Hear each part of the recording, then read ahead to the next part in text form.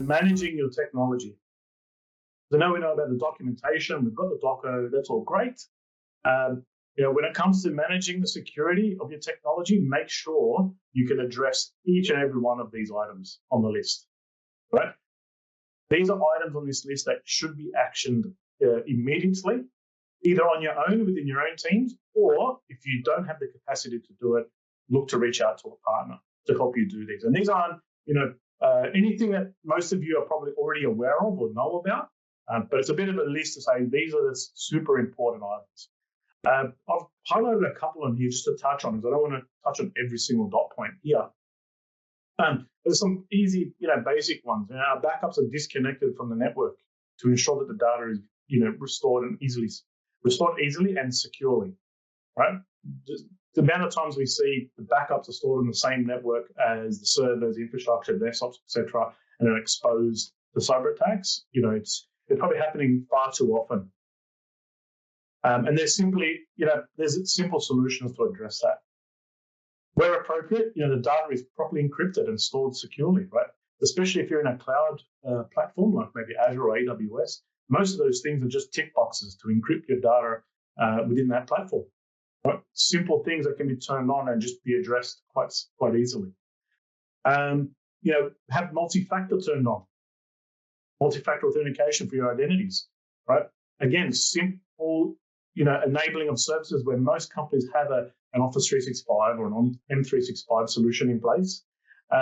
These are just, in most cases, part of the existing bundles and services that you have, but they should be turned on, right? As a matter of absolute, priority. And then coupled with that, using privileged access management controls or role-based access controls and conditional access to basically limit unnecessary access to the environment, right? Limit the exposure that if there was an account to be compromised, that they only have a very set amount of infrastructure or access to apps within that platform, right? These are just key ones, just simple ones that we just see. We always take customers through and go, we need to tick these ones off immediately, right, to really improve your security posture. Add some additional ones on the list, which are based on the whole work from home and the whole concept, which is well and truly here to stay.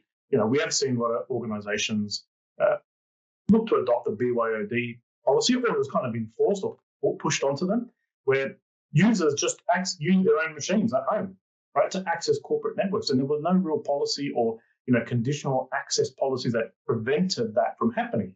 And it's still in place in a lot of businesses today. That just opens up the attack surface on that environment.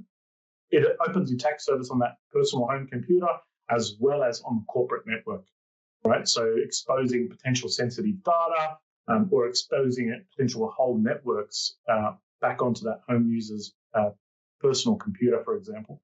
So ensuring there's a proper BYOD policy that encompasses the security of identity, device management, and so forth will drastically improve the security posture there.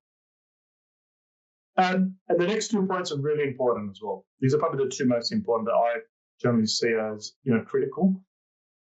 So you have technology that provides end-to-end visibility across networks, applications, users, and data, right? So do you have the visibility to see what are the vulnerabilities or issues or any potential threats that could be happening on your network or within your applications, users, and data? And that also flows on to the next one that I've highlighted, which is around, do you have the technology to identify anomalies, generate necessary alerts, and take the necessary action, right, to prevent breaches? What those two there are really talking about are vulnerability management type service, where you have either some sort of scanning process or you have a tool that's scanning your network and your environment to look at vulnerabilities. So you can have a bit of a quick view of what are my high or critical, high, medium, low issues and vulnerabilities in my network. So you can take, you can start to prioritize what to address.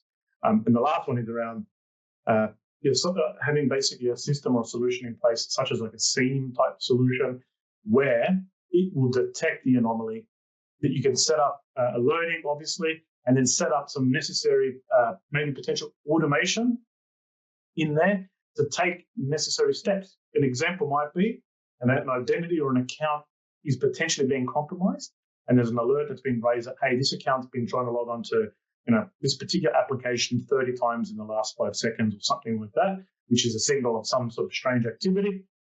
You can set up automation to go in and disable that user's account. And that is to try and prevent a breach from occurring in the first place. So those are the things there. Know what vulnerabilities are in your environment and have the technology to be able to detect anomalies and respond quickly to prevent breaches.